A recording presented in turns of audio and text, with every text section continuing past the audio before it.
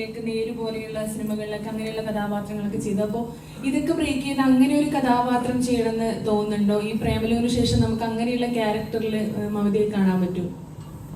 അത് തന്നെ വളരെ സന്തോഷമുണ്ട് ഇപ്പൊ പറഞ്ഞതിൽ. കാരണം ഞാൻ ഓഡിയൻസിൻ്റെ ഇടയിൽ ഹാപ്പി ആക്കുന്നു എന്ന് ഒരു ഫാക്ട് പറഞ്ഞതിൽ ഭയങ്കര സന്തോഷമുണ്ട്. പിന്നെ ഈ പറഞ്ഞ പോലെ വേറെ റോൾസ് നമ്മളുടെ അടുത്തേക്ക് വരണമെന്നുണ്ടെങ്കിൽ അതിൽ ഡയറക്ടേഴ്സിന് ഒരു കോൺഫിഡൻസ് വേണം. ഇപ്പോൾ എന്നെ വെച്ച് ഇങ്ങനത്തെ ഒരു റോള് ചെയ്താൽ അത് നന്നാവും എന്നൊരു കോൺഫിഡൻസ് കൊടുക്കുന്നതോടെ വരെ എനിക്ക് കിട്ടുന്ന എന്ത് പ്രൊജക്ട്സ് ആണോ അതിൽ ഏറ്റവും ബെസ്റ്റ് എന്നാൽ കഴിയുന്ന രീതിയിൽ ചെയ്യാന്നുള്ളതേ ഉള്ളൂ.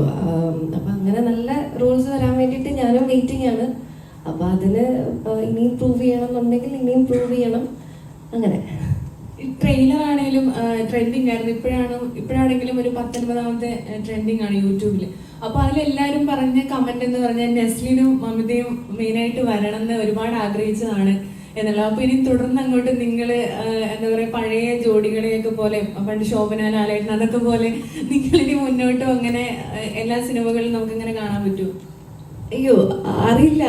നിങ്ങൾ പടം കണ്ടിട്ട് എങ്ങനെയാണോ അതിന്റെ റെസ്പോൺസ് അനുസരിച്ച് വരും. ഇപ്പം ഞാനും നസ്ലിന്റെയും എന്റെയും നസ്ലിന്റെയും കോംബോ വളരെ ആഗ്രഹിച്ചതാന്ന് പറയുമ്പോൾ ഇതുവരെ ഞങ്ങൾ അങ്ങനെ കോമ്പിനേഷൻ ചെയ്തിട്ടില്ല. സൂപ്പർ ശർമ്മയില് ഞങ്ങൾ രണ്ട് ക്യാരക്ടേഴ്സ് ആയിട്ടായിരുന്നു, അങ്ങനെ കോംബോ ആയിട്ട് അങ്ങനെ വന്നിട്ടില്ല. എന്നിരുന്നാലും അങ്ങനത്തെ ഒരു കോംബോ എന്താ പറയാ, പ്രേക്ഷകർ അത് ആഗ്രഹിക്കുന്നുണ്ടെന്നൊക്കെ ഈ ട്രെയിലറും ഒക്കെ ഇറങ്ങുമ്പോഴാണ് നമുക്ക് മനസ്സിലായി വരുന്നത്. അതിൽ വളരെ സന്തോഷമുണ്ട്. ഇനിയിപ്പം പടം കണ്ടിട്ട് പറയാം. സൂപ്പർ ശർമ്മയിലെ കഥാപാത്രം വളരെയധികം ട്രെൻഡിങ് ആയ ഒരു കഥാപാത്രമായിരുന്നു. ഇപ്പോൾ സോഷ്യൽ മീഡിയയിലെ സ്റ്റാറ്റസുകൾ നോക്കിയാലും ഇപ്പോൾ കഴിഞ്ഞ 6 വർഷം ഫെബ്രുവരിയിലൊക്കെ പറയുമ്പോൾ താങ്കളുടെ സ്റ്റാറ്റസ് ആയിരുന്നു കൂടുതൽ സിംഗിൾസിന്റെ ഒരു അങ്ങനെ. ഇപ്പോൾ പ്രേമലുവിലെ ട്രെയിലർ ഇറങ്ങിയ സമയത്ത് ഇത് കുറച്ചുകൂടി ബോൾഡായിട്ട് അങ്ങനത്തെ ഒരു കഥാപാത്രമാണല്ലോ. അപ്പോൾ ഇനി തൊട്ട് അങ്ങനെ ഒരു കഥാപാത്രം ചെയ്യാനാണ് താല്പര്യം സോഷ്യൽ മീഡിയയിൽ അങ്ങനെ നിൽക്കുന്ന? അങ്ങനെയില്ല.